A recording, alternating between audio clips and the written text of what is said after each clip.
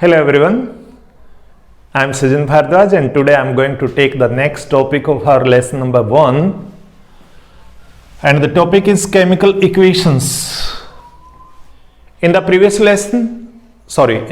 video I told you what is chemical reaction, what are the components and other related terms like rate of chemical reaction and chemical kinetics. So these were the new things which I tried to introduce in the latest video, and in the present video I will try to explain what is the meaning of chemical equation. Chemical equation is a simple thing to understand कि when we see any reaction occurring in a test tube in a science laboratory, then we can observe the lot of things कि उसमें gas निकल रही है, उसमें colour change हो रहा है, उसमें नए कंपाउंड बन रहे हैं, और उस सारे को अगर डिस्क्राइब करना हो पेपर के ऊपर तो sometime it takes long space, जिसको लर्न करना, जिसको समझना समझाना कभी कभी डिफिकल्ट लगता है, बट समटाइम जो स्मार्ट चीजें होती हैं they make the things better to understand, easy to learn. तो केमिकल इक्वेशन एक ऐसी चीज है जो बड़े से रिएक्शन को छोटा बना देती है. जैसे मैं बोलूं when hydrogen Burns in presence of oxygen water is formed. बात समझ में आ जाएगी, थोड़ा टाइम लगाना पड़ेगा. लेकिन अगर सीधा सा आपके बोर्ड पर लिखा जाए H2 plus O2 H2O, it is immediately comes to our mind कि yes, these are the two things which join together and this product is given out. तो उस केमिकल रिएक्शन को हमने इस तरह से रिप्रेजेंट किया है. By chance all these are the फॉर्मूले, ये हाइड्रोजन के लिए फॉर्मूला है, मॉलिक्यूल के लिए, ये ऑक्सीजन के लिए, वाटर के लिए. बट जब भी हम इक्वेशन को रिप्रेजेंट करते हैं तो ये जरूरी नहीं कि हर बार फॉर्मूले ही हो, समटाइम द सिंबल्स में भी. तो केमिकल इक्वेशन की डेफिनेशन लिखें, राइट करनी है तो राइट करिए. The short hand representation of a chemical reaction, shorthand representation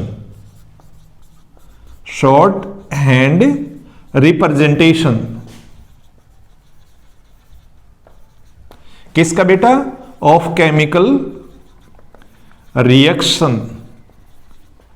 chemical reaction का शॉर्ट में रिप्रेजेंट करना किसकी हेल्प से? बाय यूजिंग सिंबल्स एंड फॉर्मूले. किसके लिए? ऑफ द एलिमेंट्स, जो भी एलिमेंट उसमें शामिल हुए हैं, चाहे वो रिएक्टेंट है चाहे वो प्रोडक्ट है, एंड कंपाउंड्स. कैसे समझें? अगर आप यहां पर जिंक लिखते हैं और यहां लिखते हैं copper sulphate, then this is the symbol, this is the formula. Both substance will react with each other and you know zinc is more reactive than copper, so copper will be displace out and here the new product will be that is ZnSO4 along with Cu. So zinc and Cu, these are the symbols and these are two formulae. तो इस तरह का ये जो expression होता है जिसमें आप किसी भी केमिकल रिएक्शन को शॉर्ट फॉर्म में using the symbols and react you can say फॉर्मूले, इस रिप्रेजेंटेशन को हम बोलेंगे केमिकल इक्वेशन. केमिकल इक्वेशन की जब आप बात करते हैं तो क्वेश्चन ये भी आ जाता है कि what are the types of chemical equation. तो केमिकल इक्वेशन के हम 3 टाइप मेंशन करते हैं.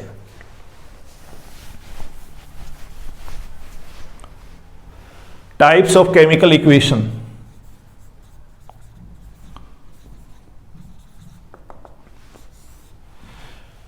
समटाइम बुक में 2 लिखे होते हैं, कई बार 3 लिखे होते हैं, लेकिन मेन बात यह है कि किसी भी रिएक्शन को आपने शॉर्ट फॉर्म में रिप्रेजेंट करना है.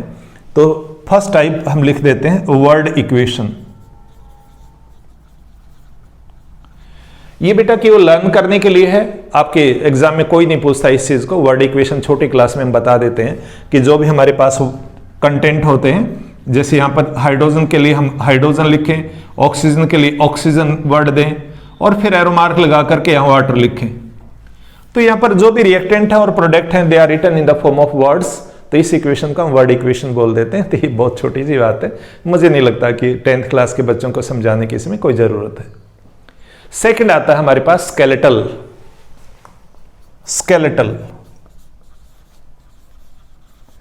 स्केलेटल इक्वेशन की जब हम बात करते हैं तो स्केलेटल का मतलब होता है मेन ढांचा, यानी मेन चीजें आपने बता दी, उसमें कोई बैलेंसिंग वगैरह का कोई चक्कर नहीं डाला हमने। लॉ ऑफ कंजर्वेशन ऑफ मास की कोई चिंता नहीं की। जैसे अभी मैंने लिखा था उसी इक्वेशन को मैं दोबारा लिख दूं, H2 प्लस O2 H2O। अब यहां पर मेन कंपोनेंट हमारे पास सभी प्रेजेंट हैं। These two are the reactants, this is the product. But अगर आप ध्यान से देखें तो यहां 2 एटम है हाइड्रोजन के, यहां भी 2 हैं, लेकिन ऑक्सीजन के 2 एटम है, या 1 एटम रह जाता वाटर में। दैट मीन्स ये बैलेंसिंग तो नहीं हुई, लेकिन मेन आइडिया हमने दे दिया। तो जो मेन आइडिया इक्वेशन देती है, the equation which gives the information about the reactant and products, but it doesn't bother about the balancing, it doesn't bother about the law of conservation of मास। ऐसी equation जो केवल idea देती है, आपको basic idea दे देती है, that equation is known as the skeletal equation. लेकिन इसी इक्वेशन में अगर law of conservation of mass को सेटिस्फाई करना है, हमने 9th क्लास में पढ़ा था, मास can neither be created nor be destroyed. 9th class में हमने ऐसे बहुत सारे लॉ पढ़े हैं जो कंजर्वेशन को शो करते हैं, conservation of mass, conservation of energy, conservation of momentum, like this. So third equation हमारे पास आ जाएगी टाइप के हिसाब से, that is balanced chemical equation, यानी जिसमें हम बैलेंसिंग कर देते हैं। बैलेंसिंग कई तरह से की जाती है, कई बार छोटे पार्ट की फॉर्म में करते हैं, कई बार हम उसमें बॉक्सेस वगैरह अप्लाई करके करते हैं, and some time hit and trial method होता है। ठीक है, तो ये कोई बड़ी चीज नहीं है बैलेंसिंग।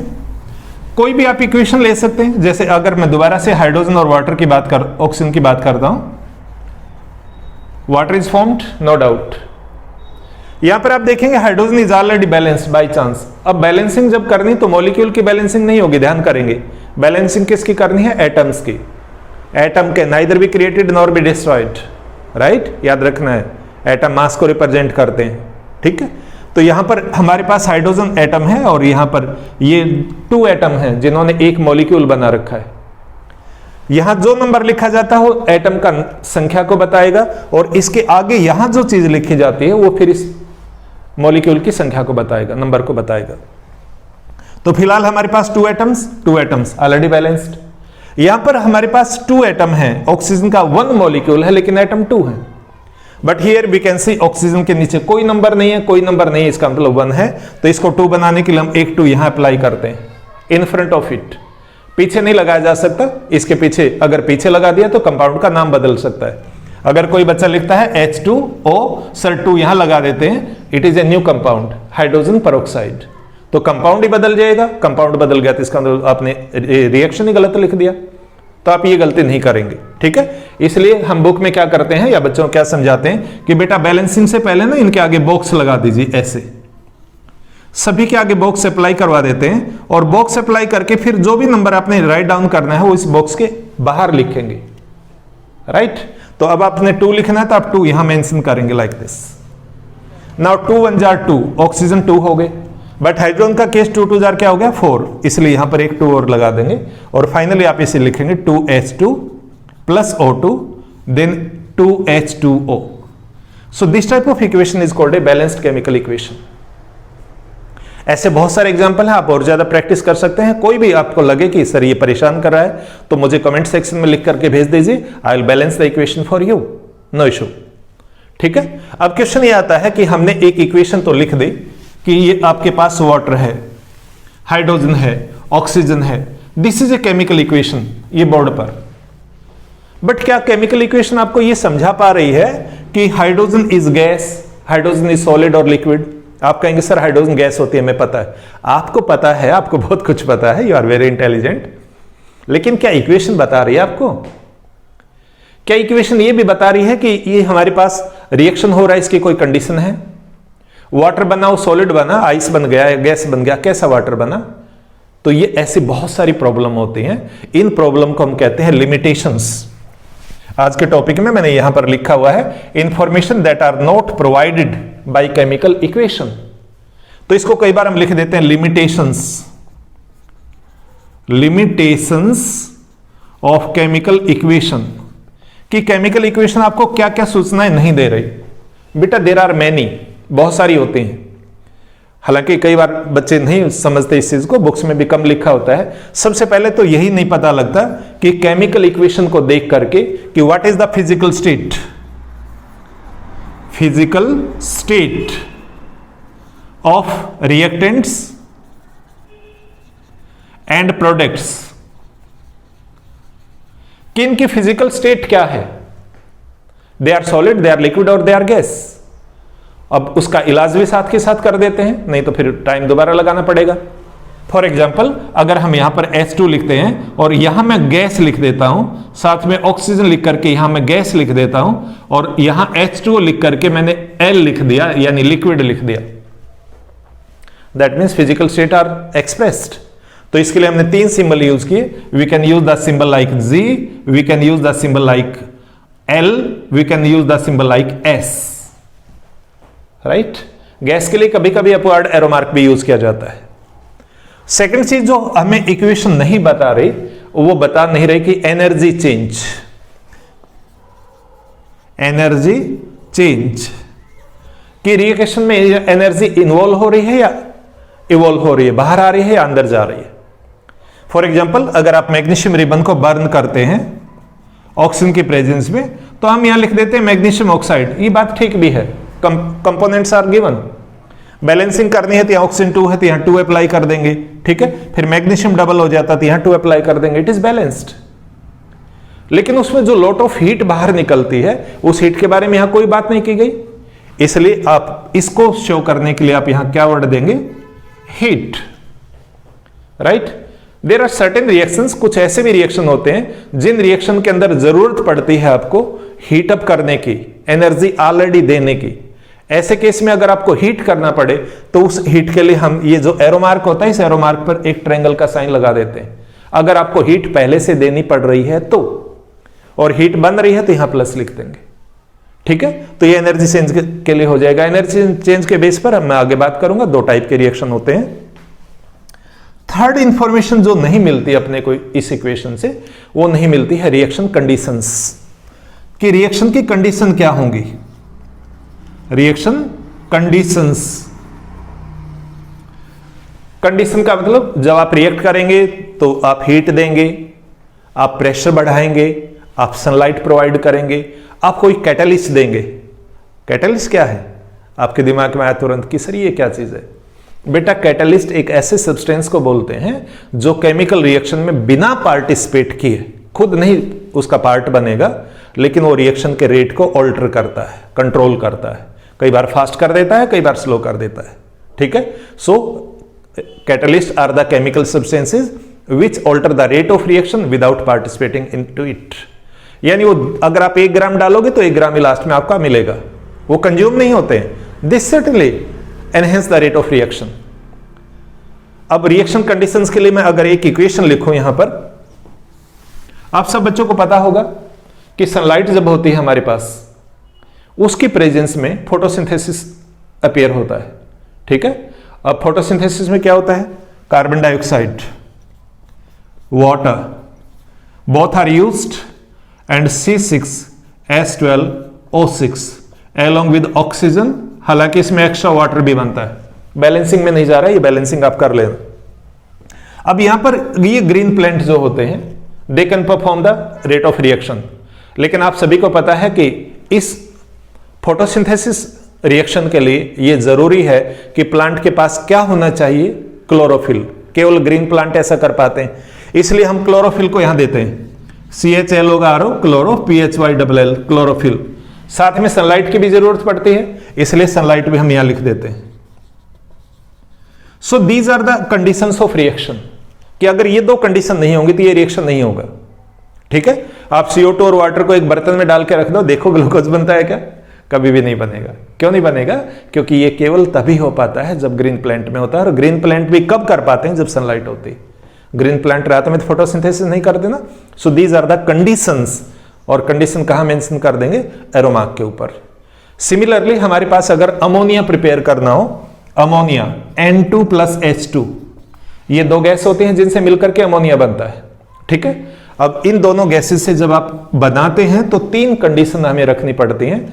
टेम्परेचर 500 डिग्री सेल्सियस, इसके साथ आपको प्रेशर रखना पड़ेगा। प्रेशर रखा जाता है 200 एटमॉस्फेरिक प्रेशर। एटीएम लिख दिया मैंने यहां, एटीएम पैसे निकालने वाली मशीन नहीं है, ठीक है। और साथ ही जो आयरन होता है Fe, ये पाउडर के रूप में होता है।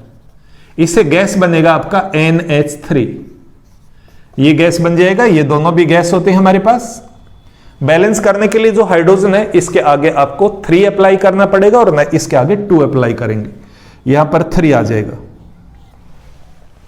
मेन बात जो मैं बताना चाह रहा हूं वो ये है कंडीशन ऑफ रिएक्शन, तो ये एरो मार्क पर आपको मेंशन करनी पड़ेंगी, ठीक है। अब इनका तो हमारे पास इलाज हो जाता है, लेकिन उसके बावजूद भी 3 चीजें ऐसी रहती हैं जो आपका केमिकल इक्वेशन नहीं बता पाता।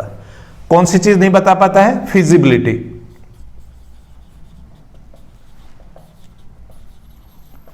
फिजिबिलिटी का मतलब रिएक्शन इज फिजिबल और नॉट, कि रिएक्शन विल अक्कर और नॉट, ये नहीं पता लगता है। ये प्रैक्टिकली जब आप करके देखेंगे तो ही पता लगेगा, अदरवाइज नहीं। आपको एक एग्जांपल देता हूं फिजिबिलिटी के लिए, यहां लिख रहा हूं Cu प्लस FeSO4। एक बच्चे ने लिख दिया CuSO4 प्लस Fe। देखने में बिल्कुल ओके लगता है, कोई दिक्कत नहीं है, लेकिन आप सब बच्चों को पता है कि copper is less reactive. Copper is less reactive, so it can not displace the iron, इसलिए ये रिएक्शन कभी भी नहीं होता है। लेकिन इस इक्वेशन को देख करके तो पता नहीं लग रहा ना, तो ऐसे केस में हमें सिंपली क्या लिखना पड़ेगा? आगे लिखना पड़ेगा नो रिएक्शन, कि रिएक्शन इसमें नहीं होता, ठीक है। एक और चीज हमारे पास जो नहीं पता लगती है, that is about speed of reaction. पहले वाले वीडियो मैंने स्पीड ऑफ रिएक्शन के बारे में बताया था, रेट ऑफ रिएक्शन के नाम से, वो वीडियो देख लीजिए अगर नहीं देखा है तो स्पीड ऑफ रिएक्शन का भी हमें नहीं पता लगता है कि हमारे पास जो रिएक्शन है वो कितनी स्पीड से होगा। वो बहुत फास्ट होगा, स्पॉन्टेनियस रिएक्शन भी होते हैं और बहुत स्लो रिएक्शन भी होते हैं, जैसे rusting is a very slow reaction. लेकिन रस्टिंग की जब आप इक्वेशन दिखाते हैं तो उससे इक्वेशन को देख करके रस्टिंग की इक्वेशन लिख दो, Fe plus O2 plus H2O, Fe2O3 with X water molecule. यहां पर X अप्लाई कर देंगे या 3/2 लिखते हैं बैलेंसिंग के लिए। क्या इस इक्वेशन को देख करके ये पता लग रहा है कि rusting is a slow process, या कोई प्रेसिपिटेशन रिएक्शन है जिसमें एक केमिकल को दूसरे में ऐड करते इमीडिएटली, जितनी देर में हम ये करते हैं ना इतनी देर में रिएक्शन हो जाता है। तो इक्वेशन को देख करके रेट ऑफ रिएक्शन का पता नहीं लगता है, ये इसकी प्रॉब्लम रहती है। साथ ही ये भी पता नहीं लगता है कि हमारा जो रिएक्शन होगा वो किस एक्सटेंट तक जाएगा, यानी ये कंप्लीटली रिएक्ट कर जाएगा या कुछ देर बाद रिएक्शन स्टॉप हो जाता है। So these are the few things which are not informed by the chemical reaction, chemical equation. लेकिन केमिकल इक्वेशन में मैंने बता दिया कि मैक्सिमम पॉसिबल हमारे पास कुछ चीजें होती हैं जो हम ऐड कर सकते हैं। सिंबल से ऐड कर सकते हैं, सिंबल हम लिक्विड स्टेट के लिए L यूज करेंगे, सॉलिड के लिए S यूज करेंगे, गैस के लिए G यूज करेंगे, प्रेसिपिटेट बनते हैं तो उसके लिए PPT यूज करते हैं या डाउनवर्ड एरो मार्क करते हैं, ठीक है। इसी तरह रिएक्शन की जो कंडीशंस होती हैं they can be mentioned on the arrow mark, right. कई बार हमारे पास एक और चीज भी रहती है, रिवर्सिबल रिएक्शन, आगे बताऊंगा आप बच्चों को। तो रिवर्सिबल अगर रिएक्शन होता है तो भी इक्वेशन को देख करके कई बार पता नहीं लगता है, तो उस केस में एरो मार्क को हम आधा ऊपर से फॉरवर्ड करते हैं, नीचे से बैकवर्ड कर देते हैं। So this is all about chemical equations. I hope आपको ये समझ आ गया होगा। अगर आपका अभी भी कोई क्वेश्चन बने तो प्लीज मुझसे जरूर पूछिएगा, ठीक है। Wait for the next video, till then stay safe, stay healthy, thank you.